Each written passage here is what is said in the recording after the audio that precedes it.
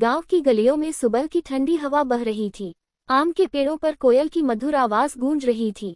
गांव के बीचों बीच एक बड़ा सा पुराना मकान खड़ा था। यह मकान कभी गांव की शान हुआ करता था, क्योंकि इसमें रहते थे गोपाल प्रसाद शर्मा। गोपाल जी गांव के सम्मानित अध्यापक थे। उनका स्वभाव सरल, शांत और बेहद अनुशासन वाला था। वे बच्चों को पढ़ाते हुए कहते, बच्चों, जीवन में पढ़ाई सिर्फ नौकरी पाने के लिए मत करना, बल्कि इंसान बनने के लिए करना। उनकी पत्नी कमला देवी धार्मिक और सीधी सादी महिला थी। गांव में सब उन्हें कमला भाभी कहकर आदर से बुलाते। गोपाल जी के 2 बच्चे थे, बड़ा बेटा अजय और छोटी बेटी सुहानी। अजय बचपन से ही तेज तर्रार था, पढ़ाई में हमेशा अच्छे नंबर लाता। पिता को उस पर बड़ा गर्व था। सुहानी अपने नाम की तरह ही मासूम और सुंदर थी। वह घर की शान थी और मां की मददगार भी। शुरुआती दिनों में परिवार में सिर्फ खुशियां थीं। शाम को सब एक साथ खाना खाते, फिर गोपाल जी बच्चों को पढ़ाते।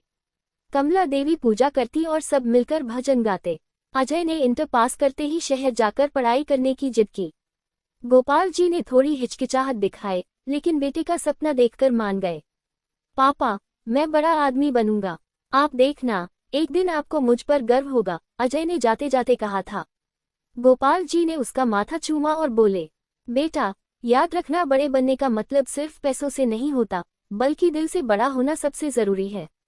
अजय ने मुस्कुराकर सिर हिला दिया, लेकिन उसके दिल में बस एक ही ख्वाहिश थी, दौलत और शोहरत कमाना। दूसरी ओर सुहानी अपने माता पिता के साथ रहती। उसका स्वभाव बिल्कुल अलग था। वह हमेशा कहती, पापा, मैं शादी के बाद भी आपको अकेला नहीं छोड़ूंगी। कमला देवी उसकी बातें सुनकर गले लगा लेती और कहती, बेटी, बेटियां तो पराई होती हैं, पर तेरा मन बहुत बड़ा है। साल दर साल बीतते गए। अजय ने शहर से पढ़ाई पूरी की और एक बड़ी कंपनी में नौकरी पाली। अब उसका रहन सहन और सोच बदल चुकी थी। फोन पर वह कम ही बात करता। जब भी माँ बुलाती तो जवाब मिलता, माँ बहुत काम है, टाइम नहीं मिलता। गोपाल जी को अजय की कमी खलती थी। अक्सर बरामदे में बैठे बैठे वे कहते, कमला बेटा बड़ा हो गया, पर लगता है हमें भूल गया है। कमला दिलासा देती, नहीं जी, अभी नया नया काम शुरू किया है, जब सब ठीक हो जाएगा तो खुद आ जाएगा। लेकिन भीतर ही भीतर वह भी बेटे की दूरी से टूट रही थी। होली का त्योहार आया। गांव के हर घर में रौनक थी, लेकिन शर्मा परिवार का आंगन सूना था। सुहानी मायके आई थी, लेकिन अजय ने आने से मना कर दिया। कमला ने फोन पर कहा, बेटा, तेरे पापा तुझसे मिलने को तरस रहे हैं, बस एक दिन के लिए आ जा। अजय ने बहाना बनाया, माँ ऑफिस में छुट्टी नहीं मिल रही, आप लोग समझा करो। उस दिन कमला ने पहली बार रोते हुए फोन रखा। गोपाल जी ने उन्हें ढांढस बंधाया, लेकिन उनके अपने आंसू भी आंखों में छलक आए।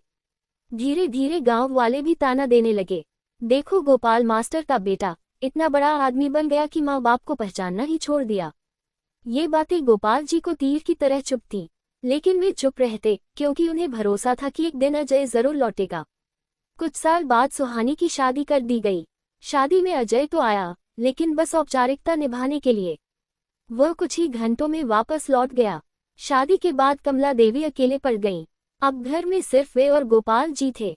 समय बीतता गया। अजय ने शहर में फ्लैट खरीदा, गाड़ी खरीदी, लेकिन कभी गांव आकर माँ बाप से नहीं मिला। एक दिन गोपाल जी बीमार पड़े। डॉक्टर ने कहा, इनका इलाज शहर में होना चाहिए, लेकिन इनके बेटे को बुलाए। कमला ने रोते रोते अजय को फोन किया, बेटा, तेरे पापा बहुत बीमार हैं, एक बार आ जा। अजय ने ठंडी आवाज में कहा, माँ, मैं मीटिंग में हूँ, आप सुहानी दीदी को बुला लीजिए। कमला का दिल टूट गया। उन्होंने फोन रख दिया और चुपचाप रोने लगी। कुछ दिनों बाद गोपाल जी की हालत और बिगड़ गई। उन्होंने कमला का हाथ पकड़कर कहा, कमला, मुझे लगता है अब ज्यादा दिन नहीं है, अगर अजय आए तो एक खत उसे देना। उन्होंने कांपते हाथों से एक खत लिखा और तकिए के नीचे रख दिया।